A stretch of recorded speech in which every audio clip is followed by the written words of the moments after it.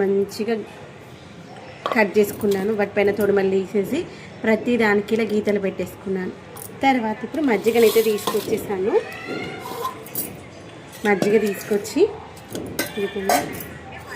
పెరుగు తీసుకొచ్చా, మజ్జిగ కాదు పెరుగు తీసుకొచ్చా. దీన్ని మంచిగా నా దగ్గర అయితే కవ్వం లేదు, మన దగ్గర విస్కర్ ఉంటుంది కదా, ఆ యొక్క విస్కర్తో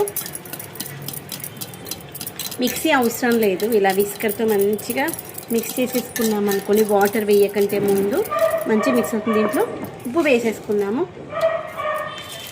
చెప్పానుగా ఇంతకుముందు ఉప్పు క్వాంటిటీ కొంచెం ఎక్కువ వేసుకున్నాం అనుకోండి, మనకి అది ఫంగస్ రాకుండా ఉంటుంది. అందుకోసం మనం ఉప్పు వేసుకోవడం ఎక్కువగా. తర్వాత మిరపకాయలు ఏంటంటే కూడా వాటికి ఉప్పు పట్టాలి కదా, దానికోసం కూడా ఎక్కువ క్వాంటిటీలో ఉప్పు వేస్తున్నాను. ఇప్పుడు ఉప్పు వేసేసాను. ఇలా ఒక 2 నిమిషాలు అన్నాము. తర్వాత పసుపు కూడా ఒక 2 స్పూన్స్ వరకు వేసుకున్నాను అనుకుని పసుపు.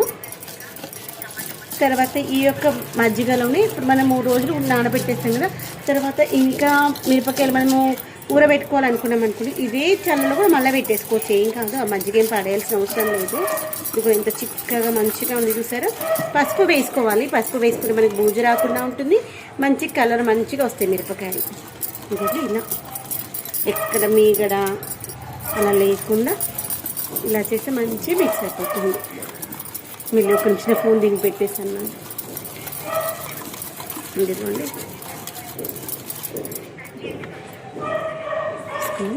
తర్వాత నేను బకెట్లో ఒక 1.5 లీటర్ వరకు ఉంటుందో ఉండదు వాటర్ అయితే తెచ్చుకున్నాను. తెచ్చేసుకుని ఈ వాటర్లోనే దీన్ని వేసేసి ఇలా కిందికి మీదకి వేసేద్దాం వాటర్ని.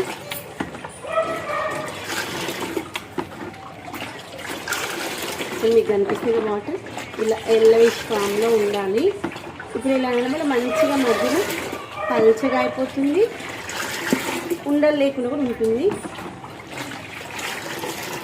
ఇలా వచ్చినటువంటి మజ్జిగలో చూపిస్తాను చూడండి, మీకు